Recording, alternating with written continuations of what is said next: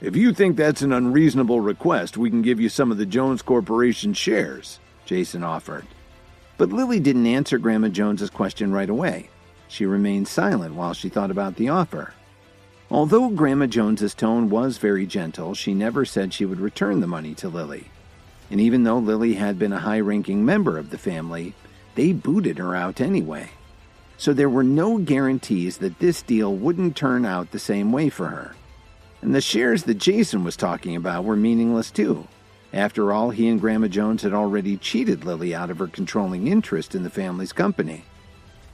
"You've really got some nerve saying that," Dorothy scoffed as she rolled her eyes at Grandma Jones. In the past, Dorothy had always been polite to Grandma Jones, but now that Lily was earning enough to cover their basic needs, she didn't care what she said to her. "That's enough, Mom. Let's let bygones be bygones," Lily said gently.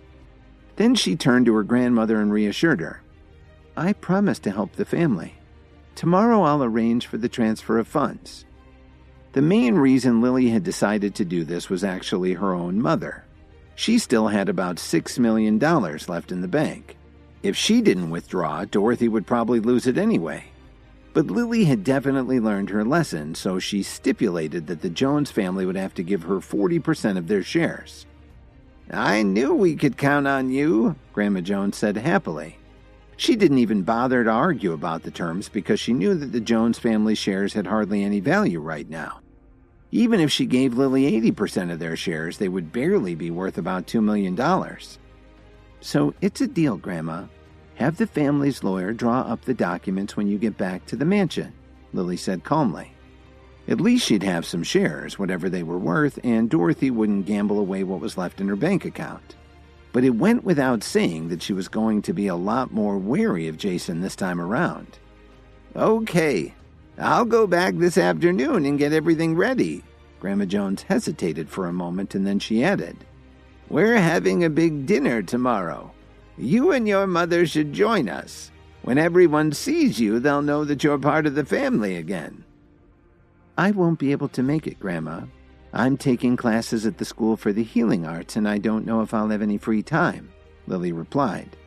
"And right now I'm meeting some friends at that new outdoor mall off of Halsted Street, so I have to get going." "I understand.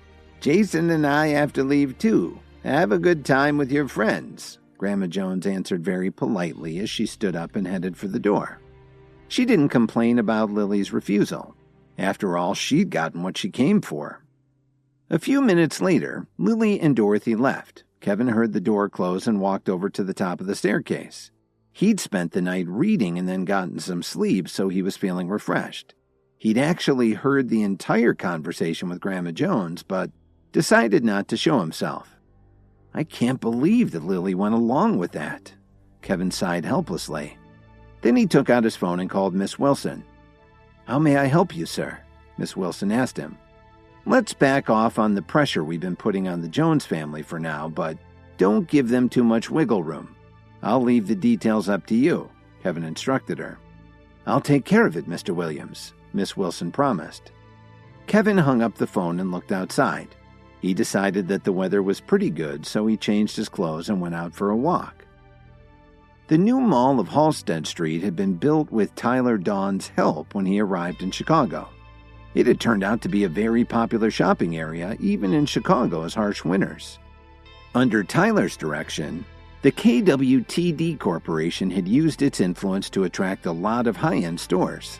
There were also dozens of restaurants and food courts with a wide variety of options. People flocked to the neighborhood as an alternative to driving out to the suburbs to visit one of the older malls. Tyler Dawn really came up with a great idea, Kevin thought to himself. Then he was distracted by his phone, which started to vibrate like crazy. He was being bombarded with texts. Kevin clicked on the first one and was surprised to see that it was from his friend Cook. He was wondering how his friend was doing. There was also a message from Rachel and another one from Gwen Archer. She was checking to see if Kevin was still interested in teaching her.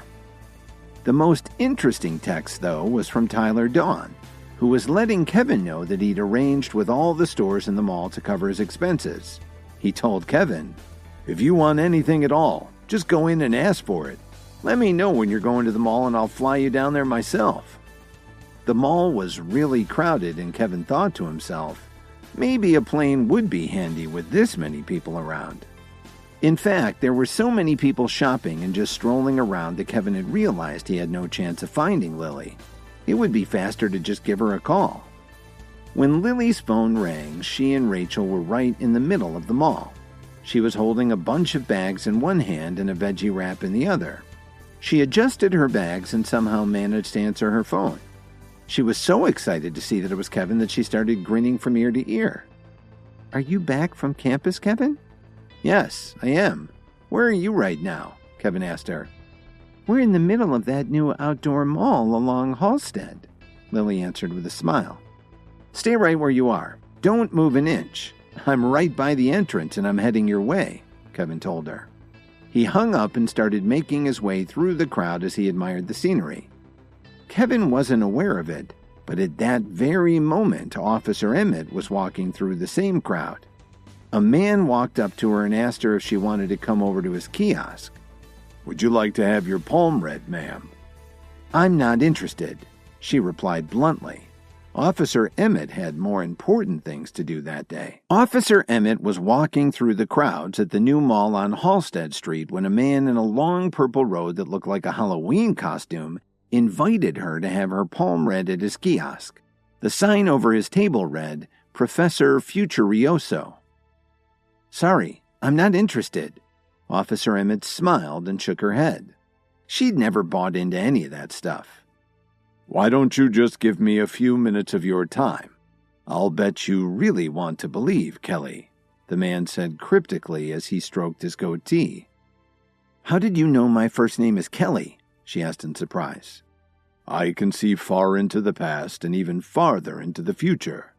Knowing your name is really quite simple," he replied smugly. "That's pretty impressive," Sherwin Blair said in surprise.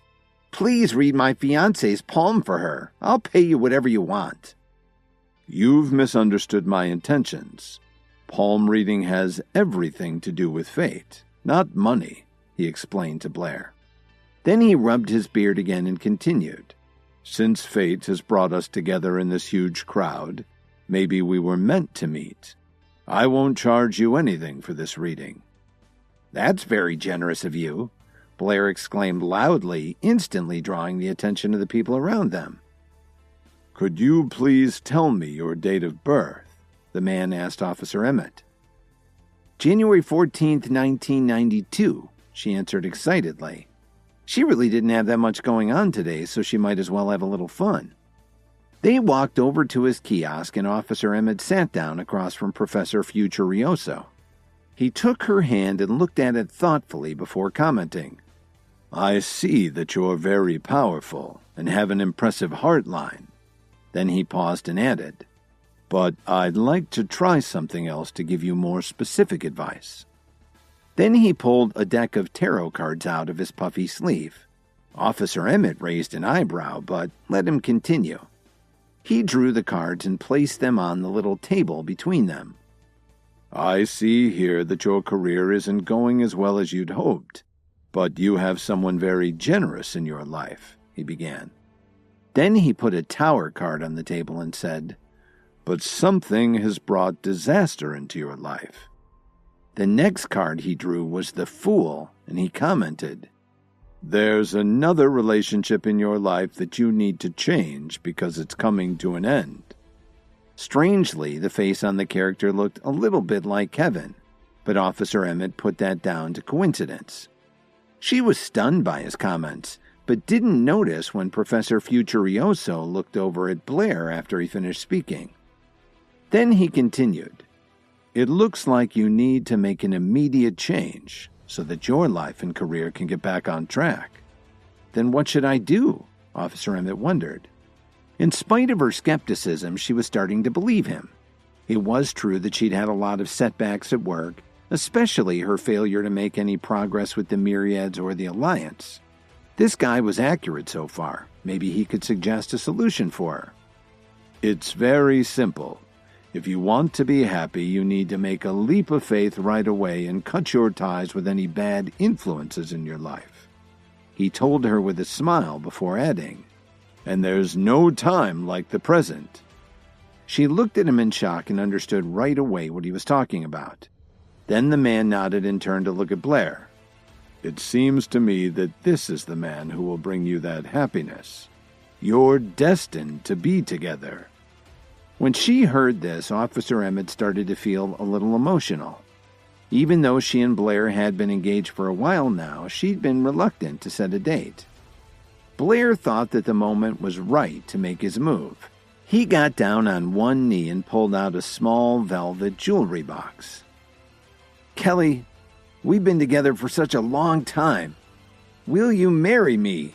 Blair asked her so loudly that everyone around them started to cheer. The bystanders waited impatiently to hear Officer Emmett's response. You have to say yes, Kelly. I know that you're a match made in heaven. Professor Futurioso encouraged her. She looked at Blair, who was still kneeling on the ground, and she was so touched that she didn't know what to say. But then Officer Emmett turned her head and saw a familiar face in the crowd. As she began to step away, Blair stood up to see why she was distracted. Kevin, wait a second. I have something to talk to you about. Officer Emmett called out as she walked over to him. What's this guy doing here? Blair asked angrily as he gave Professor Futurioso a dirty look. Officer Emmett hadn't figured out that Blair had actually hired the tarot reader and had set the whole thing up. Have you been looking for me? Kevin inquired. At the same time, he squinted a little as he happened to notice that Blair and the tarot reader were whispering to each other. I wanted to ask you if you happen to have a power pill on you, she said hesitantly. As it turns out, she wanted to ask Kevin for one when she saw him on campus for the first day of school, but because of the fight between Kevin and Blair, she never got the chance. Then Officer Emmett got too busy at work, so she didn't have any time to call him. Now that she'd spotted Kevin in the crowd, she decided to seize the opportunity. What do you want it for? Kevin questioned her with a slight frown. Just as she was about to answer, Blair suddenly announced, What a coincidence! We can't seem to get rid of you, can we? You're like a that keeps coming back. The crowd turned to look at Kevin, and people started to wonder who this man was who had interrupted the touching wedding proposal. How can you say something like that to Kevin in front of so many people? Officer Emmett asked him anxiously. She was so close to getting a power pill from Kevin and didn't want Blair to screw things up. What would she do if Blair got Kevin mad again and he left without helping her out? Why are you standing up for this bag again, Kelly? Blair complained. I thought that a law enforcement officer would have more sense than to believe in tarot readings, Kevin said mockingly as he glared at the bearded man wearing the cheesy purple robe. You guys go ahead and have fun. I'm going to look for my wife. Hey, don't be in such a hurry to leave. This guy's pretty good. Don't you want to find out what he has to say about your future? Blair bellowed as he quickly pulled Kevin back. You really ought to give him a try. He's eerily accurate, Officer Emmett added. Whether he's accurate or not doesn't matter to me. I don't believe in any of this stuff, Kevin replied coolly. He started to walk away, but the man stopped him.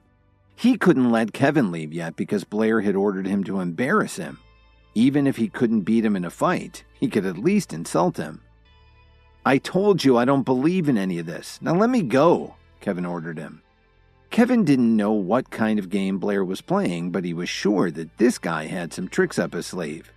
Besides, he still had to find Lily, and he really didn't have the time to waste on this nonsense. Don't be angry, young man. I'll do your reading for free. Professor Futurioso smiled as he started to shuffle the deck of cards. He deliberately acted shocked. I hope you're not the fool that showed up in Kelly's reading.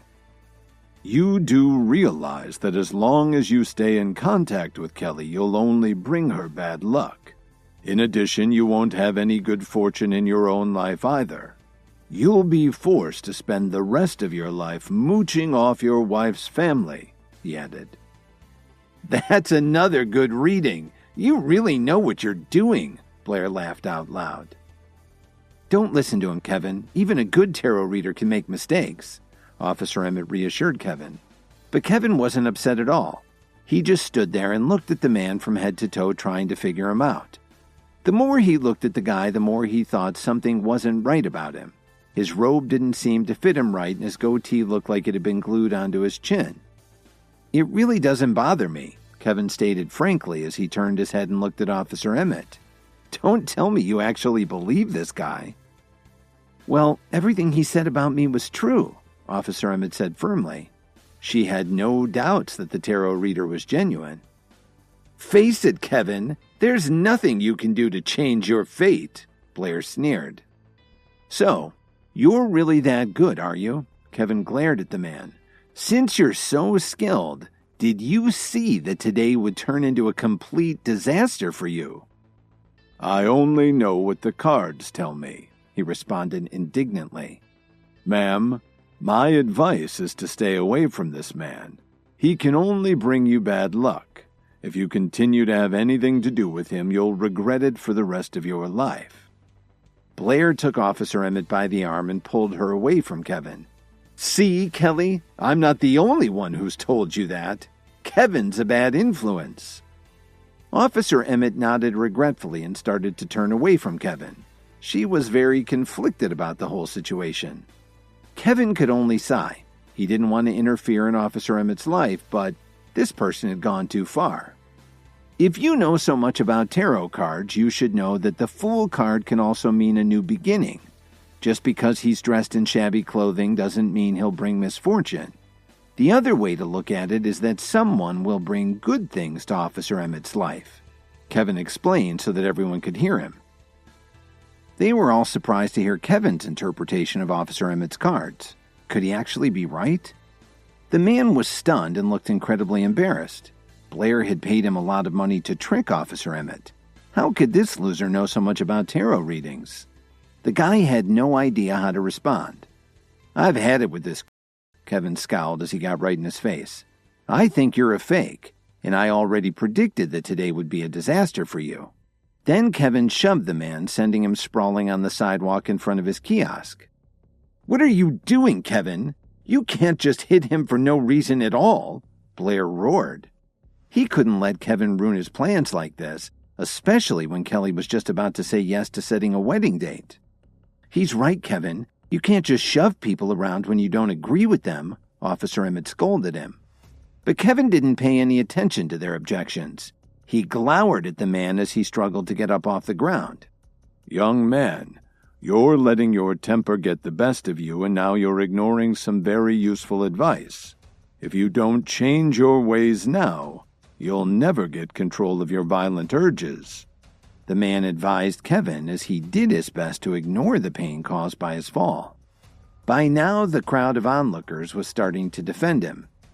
Just because he said something you didn't like, that's no excuse to get physical, an older gentleman shouted. It's not his fault you don't believe what he said about you. He wasn't trying to hurt you, another onlooker chimed in. Blair was absolutely ecstatic when he heard what everyone was saying to Kevin. He'd embarrassed him, and all it had cost was a few bucks. But Kevin didn't care what any of these strangers were saying about him. He just reached out and pulled the man's fake goatee off his chin. Did you see that? The fake tarot card reader has a fake beard, Kevin proclaimed as he held up the clump of hair for everyone to see. You've gone too far. So what if I had a fake beard? The man growled at Kevin. What else about you is false? Kevin glared as he grabbed the man's purple robe and yanked it off of him. The crowd was shocked for a moment and then broke into laughter. Under his robe, he was wearing a cheap suit. Now what do you have to say for yourself? Kevin asked him sternly. The man began to stammer as he searched for an explanation, but he knew he'd been caught. Kevin looked Officer Emmett in the eyes and gave her a wink. So, you're a scam artist, are you? I didn't believe any of your nonsense in the first place, Officer Emmett told him as she pulled out her phone. How about I get someone to take you down to the police station to find out who you really are? Kevin was slightly amused by all this. Scammers are getting pretty good lately. This one actually had fooled a police lieutenant. "Please, help me, Mr. Blair," the man shouted as he broke into tears and continued to beg for mercy. "You have to do something. My mother-in-law is sick and I have 2 toddlers at home. My whole family depends on me to feed them. If I go to jail, what will happen to them?" "Get lost! Why the hell are you coming to me for help?" Blair said angrily as he pushed the man away. Officer Emmett had a hard time getting through to the station, and then realized they probably had a skeleton crew today because everyone was on crowd control for all the activity downtown. She couldn't call the regular 911 line because this wasn't that kind of an emergency. "I'm going to cut you a break," Officer Emmett told him firmly. "This is your chance to turn over a new leaf. If I ever catching you doing something like this again, or if I even hear that you've been ripping people off, I'll have you brought in and I'll throw the book at you." He'd really lucked out and he knew it. But Officer Emmett still hadn't gotten an answer from Kevin about the power pill. When Kevin exposed Professor Futurioso as a fraud, Emmett decided to cut the guy some slack and just give him a warning. Thank you, Officer Emmett," the man quickly replied, and then he slinked away. Seeing that the fun was over, the crowd began to disperse. Officer Emmett walked over to Kevin and said, "I'm so sorry I believed what that liar told me. Can you ever forgive me?" She felt extremely awkward about the whole thing. After all, she was in charge of her precinct's criminal investigation unit. How could she have been fooled by a swindler and a fake beard? If word of this got out, she would never be able to face her colleagues again. A brain's a good thing to have. Next time you go out, you should take it with you. Kevin teased her as he gave her a broad smile. "I can't argue with that," she responded. "But you never answered my question. Do you happen to have a power pill you could give me?" "A power pill? I didn't bring one along with me. We'll have to meet another day if you really want one," Kevin replied cautiously. He wasn't in a good mood right now, so he didn't want to give her an herbal med quite so easily. "Okay, I'll get in touch with you later, but you'd better have one on you next time," Officer Emmett warned him playfully. Kevin had left Lily waiting for far too long, so he quickly said goodbye and headed into the crowd. Officer Emmett looked a little disappointed. She sighed and started to walk towards the mall's exit on Halsted Street. Once she realized that Professor Futurioso was actually a fraud, it hit her that Blair had set the whole thing up. Then she remembered that time when he'd gotten someone to put on a mountain lion costume at the campsite. It bothered her that he could do this kind of thing over and over again just to manipulate people. Kevin had been walking for about 10 minutes and still hadn't reached the middle of the mall. After all, it was a huge complex and it was pretty crowded. As he looked around, Kevin suddenly had an idea. It occurred to him that he'd never really done anything romantic for Lily. So why not do something spontaneous right now? Kevin thought about it for a moment and then he sent a text to Tyler Dawn. While he was doing that, Lily and Rachel were slowly walking through the mall doing some window shopping. They hadn't noticed yet, but there were 2 men walking near them. They were Doug Butler, the man whose name Kevin had mocked at the campsite, and Doug's friend Mason. "Would you like to have dinner with me this evening?" Doug asked Lily as he gave her a flattering smile. He'd been thinking about her day and night ever since he first saw her. And here she was walking through the mall with Rachel, one of the most talked about real estate executives in all of Chicago. So Doug and Mason had quickly hatched a plan to try and pick up both of the women at the same time. "I'm really sorry, Doug, but we have other plans. You're on your own for dinner," Lily refused politely. Mason gave his friend a wink and tried to charm them too. "Hang on, Lily. Don't be too hasty.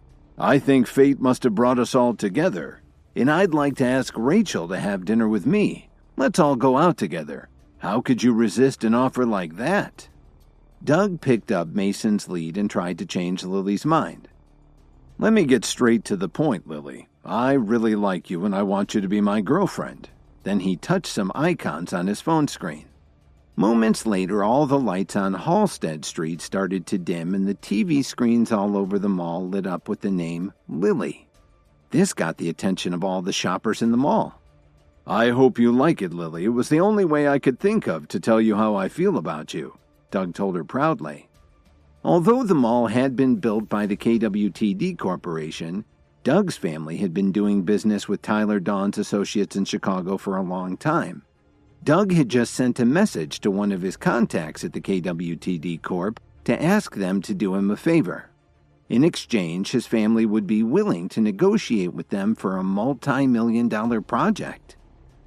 "Look, Lily, what's your name doing on all the screens?" Rachel exclaimed. She saw just how determined Doug was to get her attention. Lily was impressed to see her name flashing on screens all over the mall. Her reaction really got Doug's hopes up. But as Lily looked around at all of the screens, a familiar face caught her eye.